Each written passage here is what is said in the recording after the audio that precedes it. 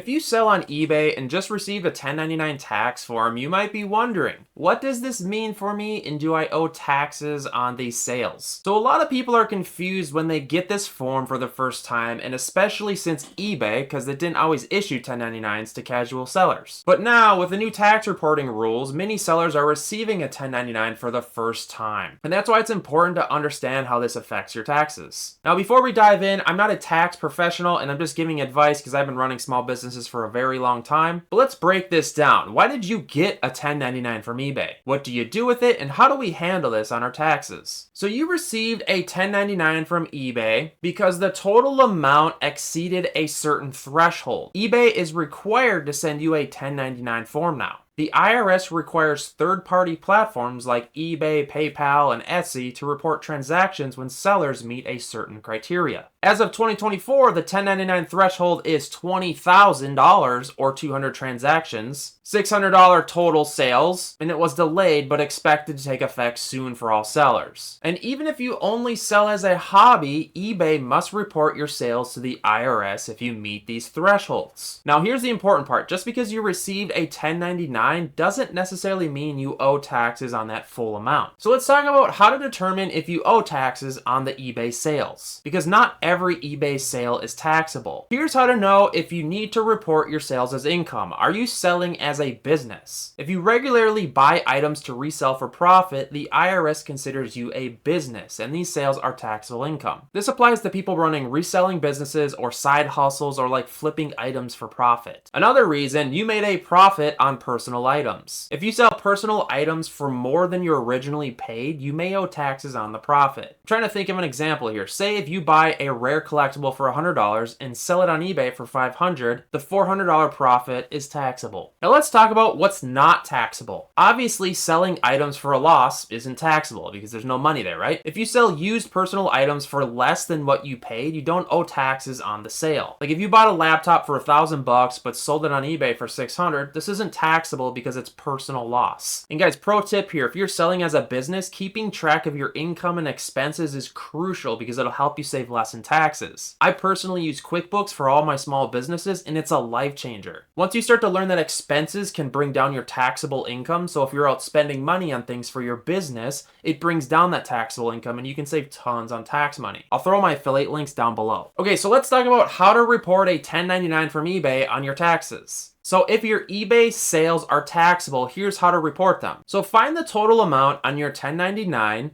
The amount should be in box 1A on your 1099 form. This is the gross sales that was reported to the IRS. This doesn't include deductions or fees, shipping costs, or item costs. So you'll need to track all that separately. Report eBay sales as business or hobby income. That's step number 2. And if you're selling as a business, report income and expenses on Schedule C Form 1040. But if you're selling casually or as a hobby, report it as other income on Schedule 1. And guys, don't forget, deduct your business expenses if you're paid like this. You can deduct expenses related to selling on eBay. Things like PayPal fees, shipping and packaging costs, cost of inventory, supplies like labels, boxes, shipping, tax tools, whatever, guys. Whatever you're going to need for your business, it can be considered an expense. Like, obviously, go and do some research on that. I use tools like QuickBooks to track all my expenses. If you use a business credit card, it's really easy to just tie into QuickBooks and it'll just bloop, bloop, bloop, bloop, bring up all the expenses. Again, the links will be in the description. So let's talk about some common mistakes to avoid with eBay 1099s. So obviously, forgetting to deduct the fees and expenses and just paying the 1099 taxes is probably the biggest mistake you'll make as a small business. Secondly, not separating your business and personal finances. So if you sell both as a business casually, so you don't want to mix your finances, and that's because it makes it a lot easier if you have like a business checking account to tie it to something like QuickBooks, and you can do all your taxes and just look at your expenses, deductions.